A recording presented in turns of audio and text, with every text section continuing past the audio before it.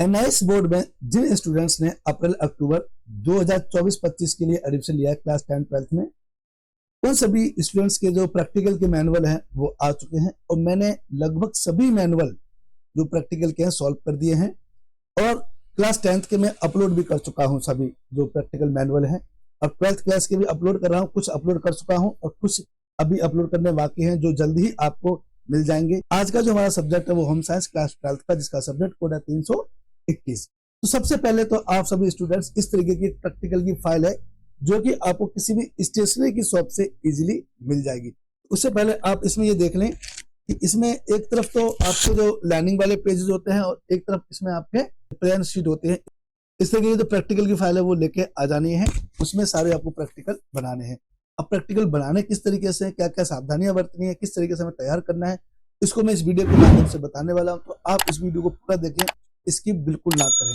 तो चलिए देखते हैं किस तरीके से हमें अपना प्रैक्टिकल बनाना है। आइए देखते हैं स्क्रीन पर। तो देखिए इस तरीके से हमें अपने जो प्रैक्टिकल की जो फाइल है वो तैयार करनी है। और सबसे पहले तो आपको अपने जो प्रैक्टिकल की जो फाइल है उस पर आपको इंडेक्स पेज बनाना है जो कि हमारे फ्रंट पेज पर होता है। उसमें जो भी आप प्रैक्टिकल बना रहे हैं उन प्रैक्टिकल की सूची दी जाती है इसमें कि आपने सबसे पहले कौन सा प्रैक्टिकल बनाया है, उसके बाद कौन सा है। तो जितने आप प्रैक्टिकल बना रहे हैं उन सभी का आपको इंडेक्स पेज बनाना है।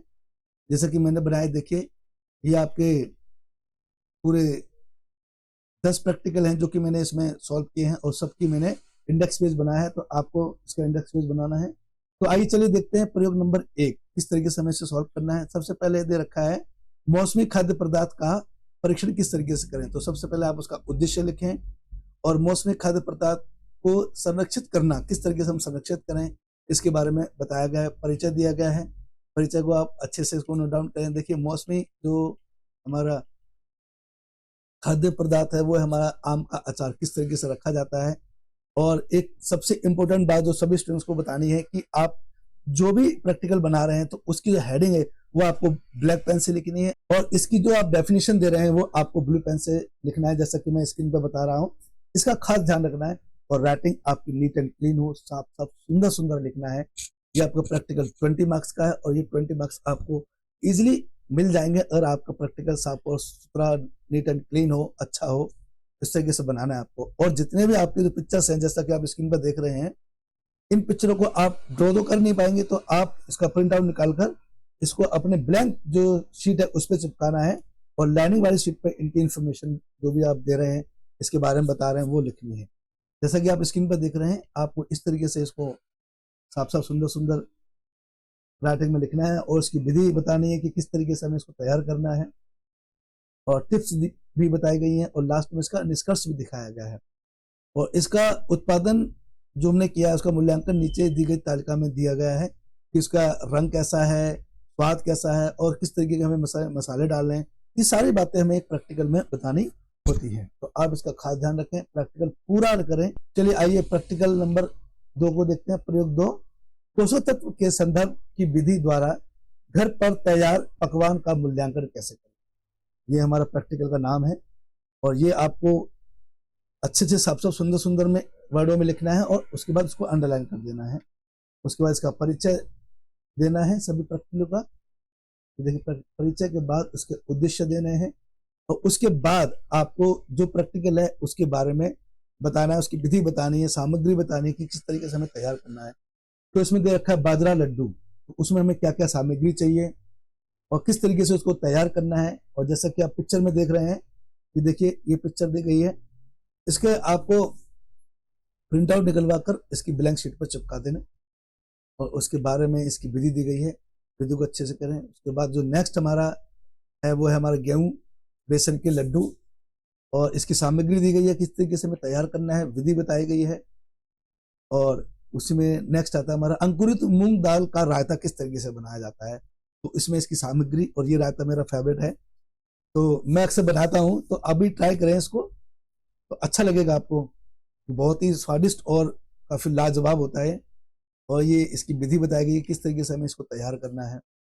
नेक्स्ट दे रखा है इसका दाल मोठ चाट, किस तरीके से तैयार करते हैं। ये मेरी फेवरेट चाट में से एक है और आप इसको प्रैक्टिकल के साथ साथ इसको घर पे भी बनाकर देखें, बहुत टेस्टी लगती है। और ये इसकी सामग्री है। और इसको किस तरीके से हमें तैयार करना है ये बड़े विस्तृत रूप से और आसान सरल तरीके से बताया गया है, तो आप इसको कर सकते हैं।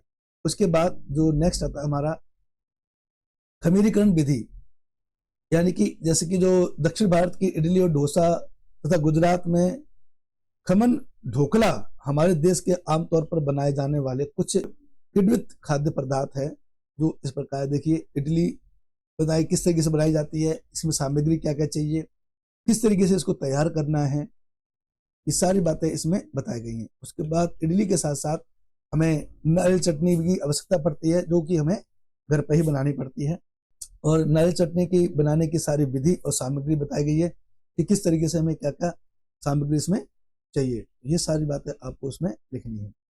उसके बाद आता है हमारा नेक्स्ट डोसा। डोसा घर में हम तैयार कर सकते हैं, इसमें क्या क्या सामग्री चाहिए ये बताया गया है। देखिए जैसे कि आप स्क्रीन पर देख रहे हैं, चावल चाहिए आपको 300 ग्राम, उड़द दाल धुली काली दाल होती है उसे हम 100 ग्राम चाहिए, नमक स्वाद अनुसार और तेल 30 ग्राम चाहिए। उन सबको मिलाकर किस तरीके से तैयार करना है ये विधि हमें नीचे बताई गई है, और उसमें दिया गया नीचे निष्कर्ष, और इसको एक टिप्पणी दी गई है, एक टेबल की सहायता से बताया गया है कि किस तरीके से इसको तैयार करना है, इसका स्वाद क्या होता है, ये सारी बातें इसमें बताई गई। जैसे इडली है, डोसा है, अंकुरित मूंग दाल का रायता है, दाल मोठ और नारियल, इन सभी का इसमें एक तालिका के माध्यम से बताया गया है, निष्कर्ष निकाला गया है। उसके बाद हम आते हैं प्रयोग नंबर 3 पर। घर पर उपलब्ध खाद्य सामग्री का खाद्य समूह में वर्गीकृत कैसे करें, जो कि हम उसको समझते हैं। हमारा उद्देश्य दे रखा है, परिचय दे रखा है, और ये देखिए हमारे कुछ खाद्य जो पदार्थ है जो हमारे घर में अक्सर यूज करते हैं, जैसे अनाज दलहन और उत्पाद, दालें व फलियां, दूध, मांस, फली सब्जी, मांस और शर्करा इत्यादि, ये सारी चीजें हमारे घर में डेली बेसिस पे यूज होने वाली चीजें हैं। और इसमें कार्यविधि दिखाई गई है, तो उसमें भी देखें आप। और अनाज दलहन और उत्पाद जो हम ऊपर पढ़ चुके हैं वो भी यहाँ भी दे रखा है, तो उसको भी हमें बड़े ध्यान से इनके प्रिंट आउट निकलवा कर चिपकाना है, और सुंदर सुंदर राइटिंग में लिखना भी है इनके बारे में, जैसा कि आप स्क्रीन पर देख रहे हैं।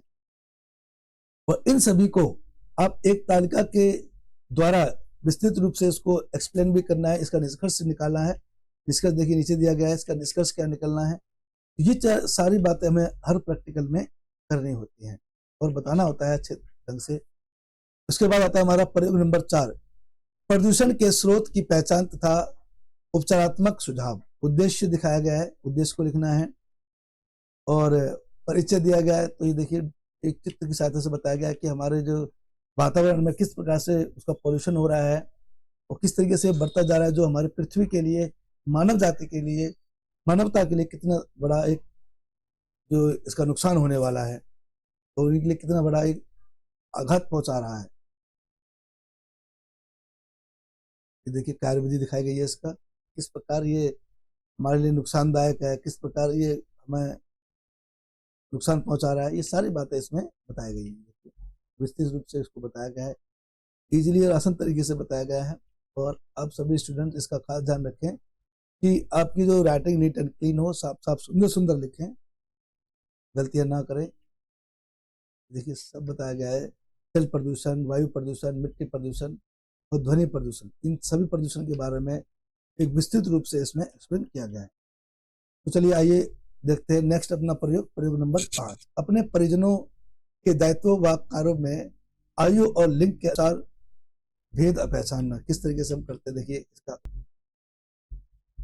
इसका उद्देश्य दिया गया है, और ये पिक्चर दी गई तो उसमें बताया गया कि संयुक्त परिवार है, उसमें कौन कौन से लोग होते हैं, किस तरीके के हम उनके साथ रहते हैं, ये सारी बातें एक संयुक्त परिवार में आती हैं। एक परिचय दिया गया है, इस परिचय में सारी बातें बताई जाती हैं उस प्रैक्टिकल से रिलेटेड, और जो परिवार में जो लोग रह रहे हैं उनकी पृष्ठभूमि, उनकी जानकारी बताई गई है कि विक्की शर्मा है, मनीष शर्मा है, जयंती, प्रियंका और मानसी, इनकी उम्र क्या है, स्त्रियां पुरुष हैं, इनका उनके साथ संबंध क्या है, ये सारी बातें इस तालिका के माध्यम से बताई गई हैं। लास्ट में हमने इसका निष्कर्ष निकाला है।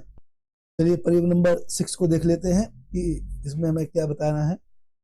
इसमें बताना है सफेद सूती वस्त्रों में सब्जी, रक्त, मिट्टी, स्याही, चाय, कॉफी के धब्बे छुड़ाना, किस तरीके से हम इसको छुड़ाएंगे, ये सारी बातें इसमें बताई गई हैं। उद्देश्य बताया गया है, करी का दाग, खून का दाग, कीचड़ का दाग, स्याही का दाग, चाय कॉफी का दाग, ये सारा उसमें बताया गया है। परिचय दिया गया है, आवश्यक सामग्री हमें क्या क्या चाहिए इन सभी दागों को हटाने के लिए, और प्रक्रिया क्या है, इन सभी दागों को हम किस तरीके से हटाएं, इनकी प्रक्रिया क्या है, प्रोसेस क्या है, ये सारी बातें इसमें बताई गई हैं। देखिए ये सभी बातें एक टेबल की सहायता से समझाई गई हैं, और इसमें दाग भी दिखाए गए हैं। देखिए करी के दाग जो कि लगे हुए हैं, इसको किस तरीके से छुड़ा सकते, इसको हटा सकते हैं, हटाने के बाद कैसा लगता है कपड़ा। ये हमारे खून के दाग हैं, और ये हमारे जो दाग मिट्टी के दाग या कीचड़ के दाग कह सकते हैं उसको, ये स्याही के दाग हैं, और लास्ट में जो दे रखा है चाय और कॉफी के दाग है, उसको किस तरीके से हमें हटाना है, और हटाने के बाद वो आपका कपड़ा कैसा लगेगा, ये सारी इंफॉर्मेशन इसमें बताई गई है। और लास्ट में इसका निष्कर्ष भी बताया गया है, जो कि आपको अच्छे तरीके से इसको एक्सप्लेन करना है।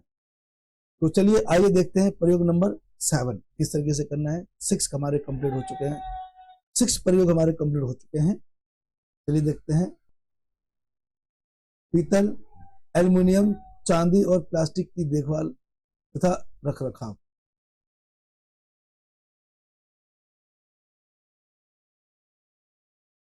निम्नलिखित वस्तुओं की देखभाल, रख रखाव और साफ सफाई करने की विधियां सिखाना। इसमें बताया गया कि लकड़ी की देखभाल हम कैसे करें और किस तरीके से करनी चाहिए। बाकी जो और भी सामान है उनको हमें किस तरीके से सुरक्षित और साफ रखना चाहिए लंबे समय के लिए। तो इसमें सबसे पहले तो लकड़ी के बारे में बताया गया है। देखिए किस तरीके से हम उसको सुरक्षित और साफ और लंबे समय तक रख सकते हैं, प्रक्रिया क्या है, पॉलिश कर सकते हैं, ये सारी बातें इसमें बताई गई है। और कुछ चीज़ें हमें जो हमारी टाइल होती है जो फर्श में बिछी होती है उनके बारे में बताया गया है, फर्श के बारे में। और कुछ टाइलें जो फर्श के लिए आती हैं वो हमारे लकड़ी की भी आती हैं। आइए देखिए फर्श के बारे में भी इसमें बताया गया, जैसा कि आप चित्र में देख रहे हैं। और उसके बाद एक संगमरमर का जो फर्श होता है उसके बारे में भी इसमें विस्तृत रूप से बताया गया है। ये हमारे प्रैक्टिकल में आता है। चांदी और जो इसके बारे में निष्कर्ष निकाला गया है, ये सारी बातें हमें इसमें बताई गई हैं। चलिए आइए प्रयोग नंबर 8 को देखते हैं। बेकार वस्तु से घर के लिए उपयोगी वस्तु का निर्माण हम किस तरीके से कर सकते हैं, ये इसका उद्देश्य दे रखा है और कुछ परिचय दे रखे हैं।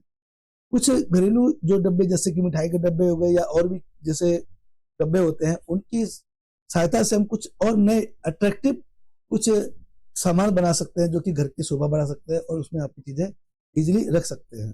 जैसा कि इसमें विस्तृत रूप से बताया गया है कि किस तरीके से हमें इसे तैयार करना है, किस तरीके से हमें इसको रखना है और इसका निष्कर्ष क्या निकालना है।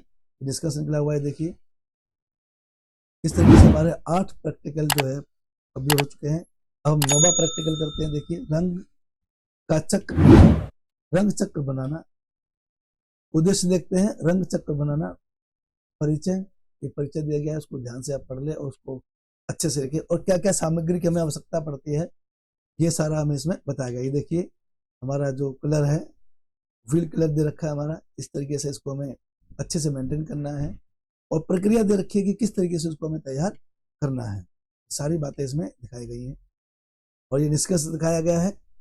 इस चक्र के बारे में सारी बातें बताई गई, कलर कोऑर्डिनेशन बताई गई है कि किस तरीके से हमें किस तरीके का कलर यूज करना है। चलिए आइए प्रयोग नंबर 10 को देख लेते हैं। कढ़ाई के टांकों से प्रयोग में सैंपल निर्माण तैयार करना कि किस तरीके से हम कर सकते हैं। देखिए उद्देश्य दे रखा है, परिचय दे रखा है और प्रक्रिया कि किस तरीके से हमें उसको तैयार करना है, ये सारी बातें इसमें दी गई है। स्टैम्प स्टिच दे रखी है कि किस तरीके से हम लोग स्टैम्प स्टिच करते हैं सुई की सहायता से और इसकी विधि दे रखी है कि किस तरीके से उसको तैयार करना है। और ये दे रखा है लॉन्ग और शॉर्ट स्टिच कैसे कर सकते हैं, जैसे कि जो कि हम एक कढ़ाई की जो सुई जाती है उसकी सहायता से इसको हम करते हैं। लॉन्ग और शॉर्ट स्टिच की विधि किस तरीके से है, किस तरीके से हमें इसको बनाना है, कि विधि दे रखी है इसके बारे में, इसको हमें तैयार करना है। चैन स्टिच, ये देखिए चैन की तरह लग रही है, तो इसको हम किस तरीके से बनाते हैं और किस तरीके से इसको हमें अप्लाई करना है, ये सारी विधि और निष्कर्ष इसमें दिया गया है। तो आप इसको बड़े ध्यान से करें और राइटिंग आपकी नीट एंड क्लीन हो, साफ और स्पष्ट हो, उतने अच्छे मार्क्स आपको एग्जाम में मिलते हैं। इस तरीके से हमारे सभी प्रैक्टिकल्स कंप्लीट हो चुके हैं 10 के 10। आप सभी स्टूडेंट्स अपने प्रैक्टिकल को प्रैक्टिकल की फाइल में जल्दी से बना लें क्योंकि ये प्रैक्टिकल्स आपके लिए बहुत ज़्यादा इंपॉर्टेंट है। हर प्रैक्टिकल आपका 20-20 मार्क्स का है और जब आपके प्रैक्टिकल के एग्जाम होंगे उस समय आपका प्रैक्टिकल फाइल आपको सबमिट करानी है। आपके स्टडी सेंटर पे जाएं, अपने टीचर से कंसल्ट करें कि हमारे प्रैक्टिकल के एग्जाम कब आएंगे, किस तरीके से हमें तैयार करना है। ये सारी बातें आपको आपके स्टडी सेंटर से मिल जाएंगी। मैं किशोर सर अपने YouTube channel Sharda institute one में आपका स्वागत करता हूँ। अगर आपको ये मेरा वीडियो पसंद आया तो आप इसको लाइक शेयर करें, बेल आइकन पर क्लिक करें और जितना हो सके अपने फ्रेंडों को भी शेयर करें जिससे उनको भी इसका फायदा हो सके। तो चलिए जल्दी ही मिलते हैं अपने नेक्स्ट वीडियो में। तब तक के लिए टेक केयर, बाय बाय, जय भारत, जय हिंद।